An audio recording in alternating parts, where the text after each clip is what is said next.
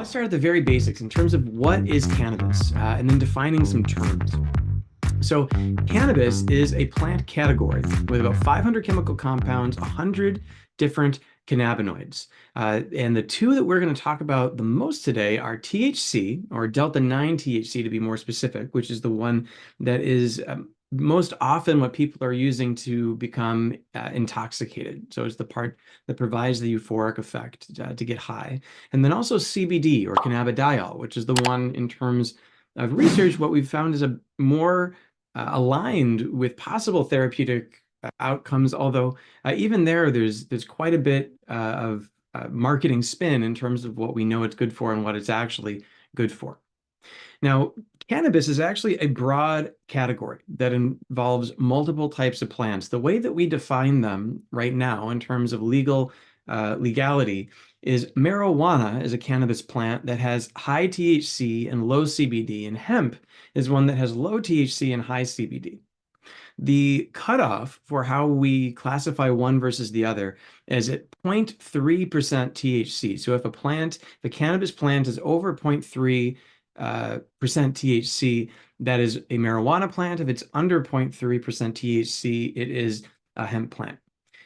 Throughout the presentation today, I'm going to be using words that are most accurate for the concept that we're discussing, regardless of whether or not, to be honest with you, the primary source is labeling it correctly. So, for example, a lot of times you might see a source talk about the impact of, say, cannabis on youth mental health, when in fact, they're not really talking about CBD. They're talking about THC. And same thing in terms of marijuana sometimes. You'll see the word marijuana, but really what we're talking about is THC, because what young people are vaping, dabbing, and we'll talk more about that in just a second about what all the different ways to intake this chemical are. It really doesn't resemble a plant anymore. It's turned into something very different. It would be like saying, like if you're trying to say that heroin is actually like a poppy plant. Like there's linkages there, but it's very different at that point. So that in terms of terms, I like to level set with that at the outset, also because I think that there's a lot of confusion around what term to use just generally in the public. So that's how I'll be using it today. Cannabis is the umbrella term. THC is the intoxicating chemical.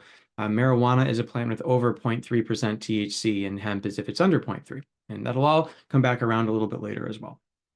So THC, specifically why it does what it does, is it binds to CB1 receptors in the brain. So just like with opioids, where we have opioid receptors in our brain that get activated, and that's why opioids affect us, THC works the same way. It hits the cannabinoid receptors, CB1 in particular. And if you look at the chart, you can see where the highest concentrations of these receptors are, and then why THC does what it does to us. You can see down here, it impacts the medulla. So that's where you get the vomiting and nausea suppression, which is one of the clinical therapeutic utilities for THC.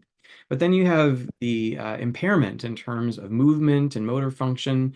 You've got the higher cognitive function impairment, appetite stimulation, learning, memory, and stress. We'll talk more about how it impacts the hippocampus later on as well. And then the spinal cord, which is where you see some linkages between THC and pain mitigation in some cases. But again, more on that in just a minute. But we do have a naturally occurring, so endogenous cannabinoid system. And again, more on that in a minute too. But that is why when you take in that compound, it affects us in certain ways.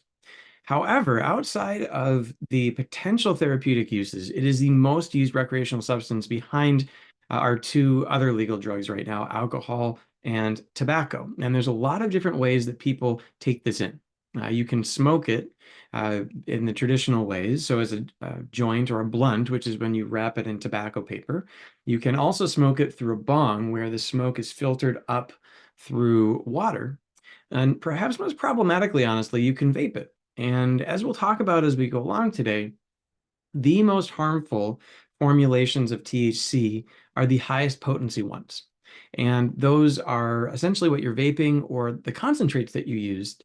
And previously, the only way you could take these concentrates into your body was, and it was much more difficult. It was using a modified bong with something called a nail. Then you would use a butane torch. That's what you can see there coming off the side. And if we magnify it, you can see that's the concentrate down there on the bottom.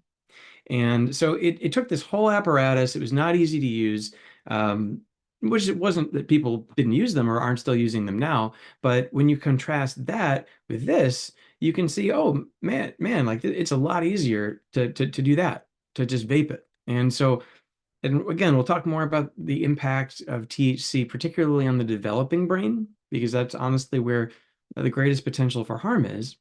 But you have this combination of a delivery system through vaping, which is very popular amongst young people right now, an age range where it can do the most harm, and a product that is by far the strongest way to take it in. And again, more on that in just a minute as we go along. Beyond that, of course, you can also eat it. So you can use edibles. And again, we'll talk a bit more about the issues with this um, as we go. But the bottom line, if you just look at these as well, they're not, and this is pretty consistent across the country. I know we're all coming here from different places, but when you ask yourself, like, how are these products marketed? And what age bracket might they be going for here? It's probably not like the 30 and up, 40 and up crowd. Maybe not even 25 in some cases. When you think about gummy bears, there's also the issue then of like how much THC are you taking at one time? When does it hit you? Like how often would someone just take one gummy bear? We also, I don't have slides about this in this presentation, but when you look, say, at accidental ingestion amongst kids, because if you took these things out of their wrapper, there's really no way to tell the difference between this gummy bear and one that's not infused with THC. So definitely issues around the edible side of things, but more on that as we go along. There's also very high variability of how strong this product is. And again, this is something that has changed very significantly over time. If you flash back to the mid 90s or even earlier, like back to Woodstock, the average THC flower, so that's what's used, the bud of the flower is what's used when you smoke it, was between about 3 and 4% THC. What's been seized by the DEA now, and you can see it steadily climbed over time through selective breeding processes, advanced agriculture, essentially.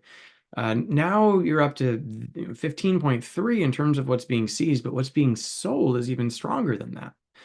This is a study that came out that looked at the proportion of products that are over 15% THC is what they were really looking at there. That's the green part of the pie graphs.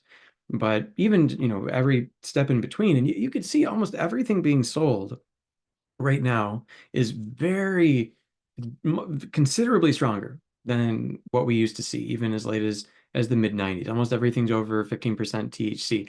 And what they found was that the average in states with medical programs was 19.2%, and the average in recreational was 21.5%.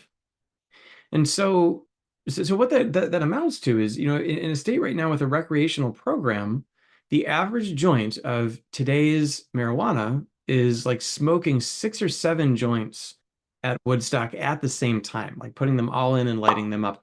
That's how strong of a hit to the brain we're getting now compared to what it used to be. And that's something that I think a lot of young people today don't realize, as well as, to be honest with you, their parents. But additionally, if we're thinking about this from a therapeutic standpoint, if we're thinking like, would this potentially be useful for somebody?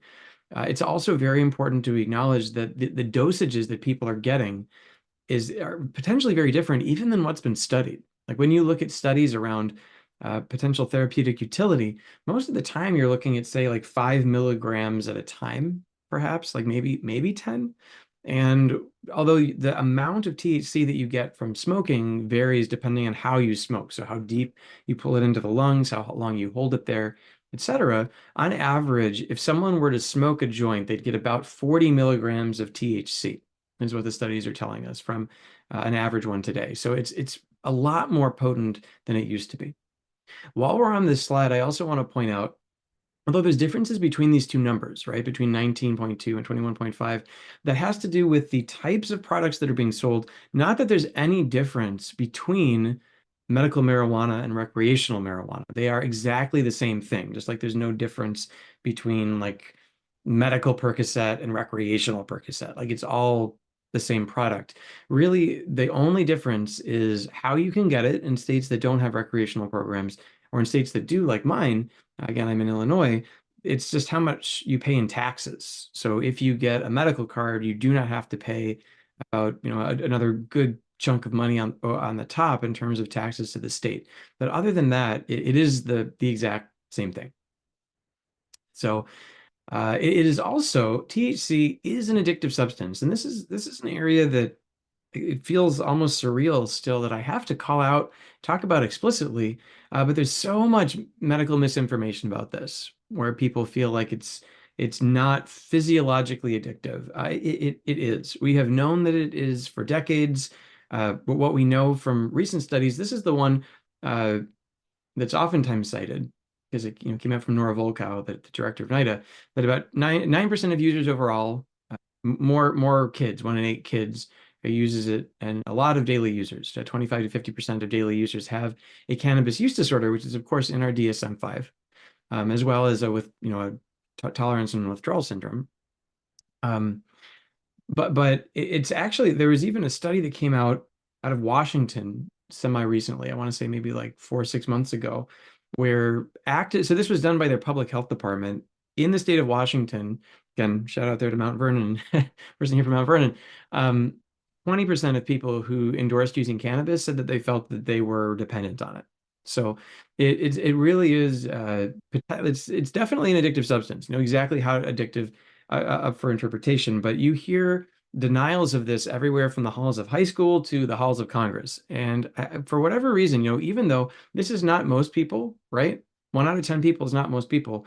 The same thing is true for alcohol. Most people who drink don't develop an alcohol use disorder, but that does not mean that alcohol is not addictive. And I feel like there's pretty widespread understanding that alcohol is addictive. So I don't know, maybe there's just a time lag here, or there's people who really lean into the denialism on it for whatever reason they have. But yes, it is the second most common substance we treat in rehab programs. It's absolutely, THC is absolutely habit forming.